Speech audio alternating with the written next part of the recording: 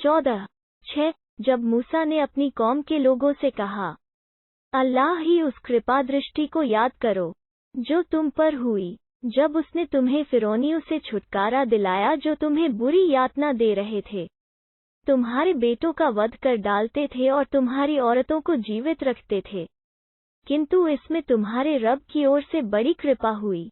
14:7 जब तुम्हारे रब ने सचेत कर दिया था कि यदि तुम कृतज्ञ हुए तो मैं तुम्हें और अधिक दूंगा, परंतु यदि तुम अकृतज्ञ सिद्ध हुए तो निश्चय ही मेरी यातना भी अत्यंत कठोर है। 14:8 और मूसा ने भी कहा था, यदि तुम और वे जो भी धरती में हैं सब के सब अकृतज्ञ हो जाओ तो अल्लाह तो बड़ा निरपेक्ष प्रशंस्य है। 14:9 क्या तुम्हें उन लोगों की खबर नहीं पहुंची जो तुमसे पहले गुजरे हैं, नूह की कौम और आद और समूद और वे लोग जो उनके पश्चात हुए जिनको अल्लाह के अतिरिक्त कोई नहीं जानता? उनके पास उनके रसूल स्पष्टी प्रमाण लेकर आए थे, किंतु उन्होंने उनके मुंह पर अपने हाथ रख दिए और कहने लगे, जो कुछ देकर तुम्हें भेजा गया है हम उसका इनकार करते हैं और जिसकी ओर तुम हमें बुला रहे हो उसके विषय में तो हम अत्यंत दुविधाजनक संदेह में ग्रस्त है। 14:10 उनके रसूलों ने कहो, क्या अल्लाह के विषय में संदेह है जो आकाशों और धरती का रचयिता है? वो तो तुम्हें इसलिए बुला रहा है ताकि तुम्हारे गुनाहों को क्षमा कर दे और तुम्हें एक नियत समय तक मोहल्ला दे। उन्होंने कहा, तुम तो बस हमारे ही जैसे एक मनुष्य हो, चाहते हो कि हमें उनसे रोक दो जिनकी पूजा हमारे बाप दादा करते आए हैं। अच्छा, तो अब हमारे सामने कोई स्पष्ट प्रमाण ले आओ। 14:11 उनके रसूलों ने उनसे कहा, हम तो वास्तव में बस तुम्हारे ही जैसे मनुष्य हैं, किंतु अल्लाह अपने बंदों में से जिन पर चाहता है एहसान करता है और यह हमारा काम नहीं कि तुम्हारे सामने कोई प्रमाण ले आएं। यह तो बस अल्लाह के आदेश के पश्चात ही संभव है और अल्लाह ही पर ईमान वालों को भरोसा करना चाहिए। 14:12 आखिर हमें क्या हुआ है कि हम अल्लाह पर भरोसा न करें, जबकि उसने हमें हमारे मार्ग दिखाए हैं? तुम हमें जो तकलीफ पहुंचा रहे हो उसके मुकाबले में हम धैर्य से काम लेंगे।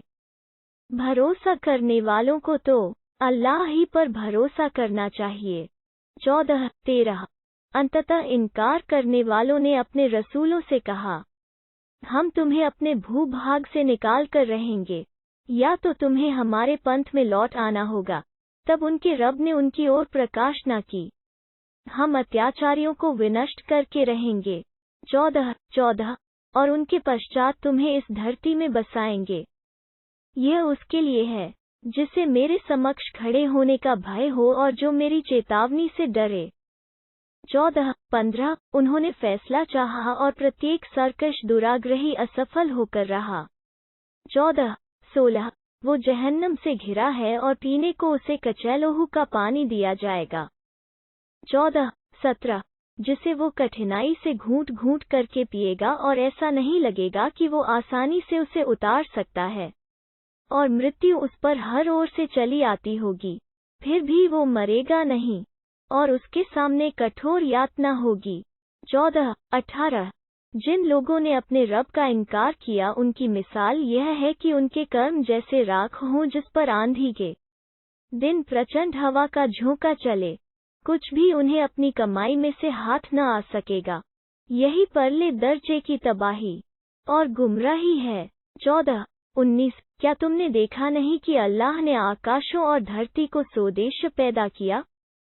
यदि वो चाहे तो तुम सबको ले जाए और एक नवीन सृष्टा जनसमूह ले आए। 14:20 और यह अल्लाह के लिए कुछ भी कठिन नहीं है। 14:21 सबके सब अल्लाह के सामने खुलकर आ जाएंगे तो कमजोर लोग उन लोगों से जो बड़े बने हुए थे कहेंगे, हम तो तुम्हारे पीछे चलते थे, तो क्या तुम अल्लाह की यातना में से कुछ हम पर टाल सकते हो?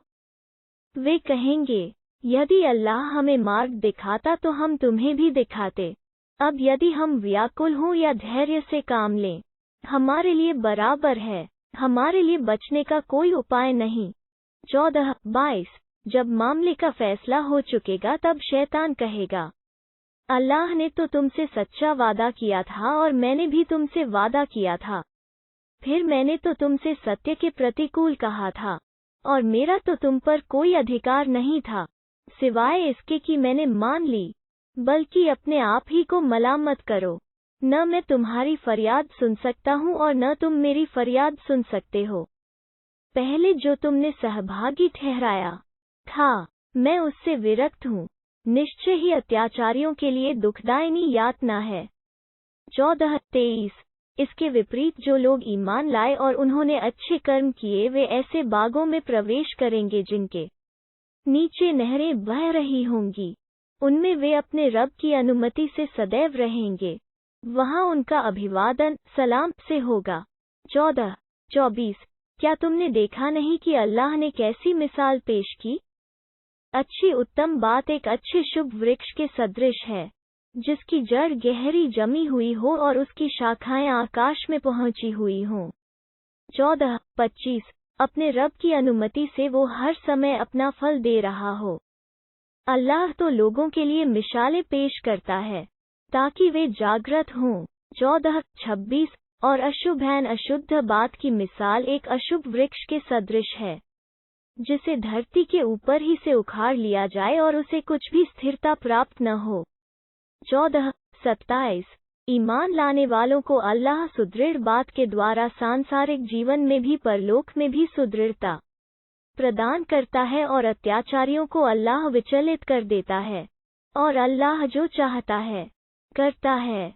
14:28 क्या तुमने उन लोगों को नहीं देखा जिन्होंने अल्लाह की नेमत को कुफ्र से बदल डाला और अपनी कौम को विनाश गृह में उतार दिया। 14:29 जहन्नम में, जिसमें वे झोंके जाएंगे और वो अत्यंत बुरा ठिकाना है। 14:30 और उन्होंने अल्लाह के प्रतिद्वंदी बना दिए, ताकि परिणामस्वरूप वे उन्हें उसके मार्ग से भटका दें। कह दो, थोड़े दिन मज़े ले लो, अंततः तुम्हें आग ही की ओर जाना है। 14:31 मेरे जो बंदे ईमान लाए हैं उनसे कह दो कि वे नमाज की पाबंदी करें और हमने उन्हें जो कुछ दिया है उसमें से छुपे और खुले खर्च करें, इससे पहले कि वो दिन आ जाए जिनमें न कोई क्रय विक्रय होगा और न मैत्री।